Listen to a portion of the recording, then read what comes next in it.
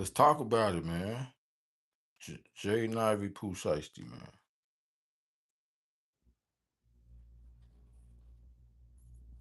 We got to discuss Jaden Ivy and Pooh Shiesty because to me, they're the same guy, different industry.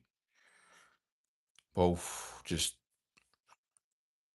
kind of, I guess, threw their careers away overnight. I guess you could say. Um, was it worth it? I don't feel like it was worth it. It's never worth it to throw away your career. Um, I just want this to be a lesson for young people there to think about, the decisions you make when it comes to, social media, your emotions, your background. You know what I'm saying? Pooh Shiesty, I definitely don't agree with his decision to, take his business situation into his own hands. And if you in a bad contract and you in professional entertainment, basically learn from it, just learn from it. And then use it so that way you make better decisions going into your next contract. Uh, I know when you're young, it's almost like you feel like everything needs to happen right here, right now. You know, your success, you take a lot of emotions about everything, like it all has to happen now, and that's not true. You know,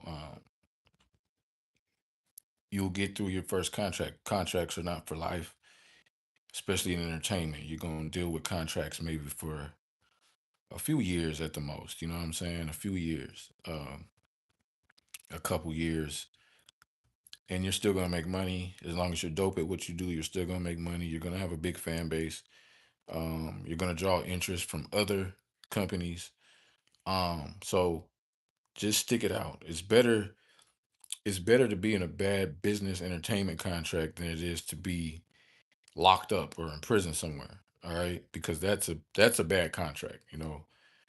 Percentages not going your way in an entertainment contract. It's not worth throwing away. Your reputation professionally, your safety, because it's definitely not safe behind those bars, and your mental stability is definitely not secure behind bars. Obviously, your financial wealth and all that for not only yourself but your family is in jeopardy. So, and a lot of times when we're talented and creative, it's like we feel like we're invincible in our emotions and our decisions. We can't. We're like above the law. We're not above the law. You don't want to do things that you'll regret. And just because you're a celebrity doesn't mean that you won't have to deal with the same type of discipline that, the regular Joe Schmo, ordinary civilian people are going to have to deal with. You know what I'm saying? So we got two people in basketball and also now in music, rap entertainment that have, made bad decisions in their careers. And so I wanted to draw a parallel between those two things. This is called NBA training, so it's more basketball training. But for me, I want to train people, on and off the court, through this, because by me not being employed by the NBA, I'm able to actually do things that Jaden Ivey wasn't able to do, which is talk about my opinion, talk about my beliefs, talk about things that, I feel like, and not have to worry about my job or my paycheck being cut into because of that, which is the area where I feel like he went wrong. It's like, hey, look, you're in an NBA contract, you got a family, you're young, so it's like you saw what happened with Kyrie Irving, right? Like Kyrie Irving started talking about his opinions, started mentioning some Jews and things like that, and it really, I feel like it blew up in his face, and I think he almost lost his career because of it. I know he was suspended, right? Suspended for a good while, and things like that canceled and all kind of stuff. Lost, I think, sponsorships and things like that. So I think the difference here in Jaden Ivey's case from what I did on my research, and he was injured. He got injured, and I think when he got injured, he wasn't the same basketball player when he came back as far as like his athleticism. I know he was a very athletic guard, kind of like Derrick Rose. Like I don't want to offend anybody and say that, but funny that I mentioned Derrick Rose, ironically, because he was playing for the Bulls. But he got hurt and he broke his leg, and so I think what may have happened because people were saying he was crazy, and I really was on his side at first because I didn't know all the details, and I thought that he's just speaking his mind about his Christianity, which is a belief that I share, and so I didn't like the fact that he was waived just for voicing his distaste for LBGT community stuff. Um, but I think it was a little deeper than that because um, if he was hurt and after he got hurt, he began doing things that just were kind of out of character. I think that's when then you see his wife says not texting him back and stuff like that. They showed some of his rants that he had on live, and some of the stuff does seem kind of a bit irrational for him to be barking out. I think the main thing for me was when he came at Steph Curry, criticizing Steph Curry and things like that.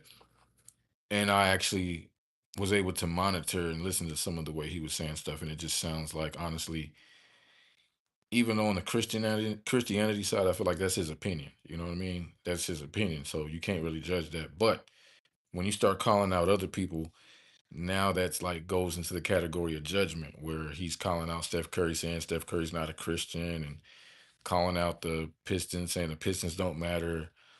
The NBA, it's just like you're not a pastor, right?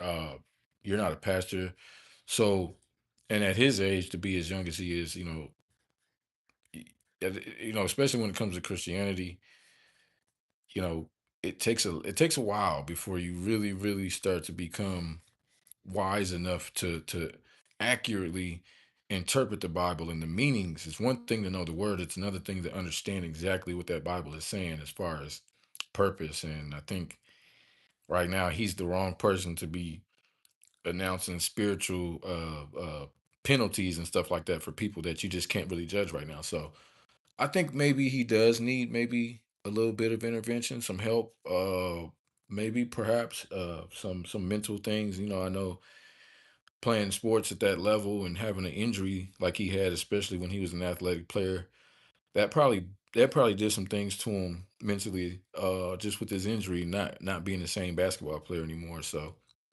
I feel like he might need some help. Now let's shift real quick to uh Jaden. I mean Pooh Shiesty now. I'm still shocked about it. I ain't gonna lie. I thought it was a fake story. I thought the Pooh Shiesty robbery thing was a fake story at first until I started seeing it on the news and seeing videos and stuff like that. And I'll never understand that type of thing. I just want to alert people to say, hey, be careful about peer pressure. Being a tough guy, just by reputation. I think that's one of the most dangerous and risky things to have is a reputation as a tough guy, and it's your brand because now when you have a brand about being a tough guy, when somebody does crosses you, now it's almost like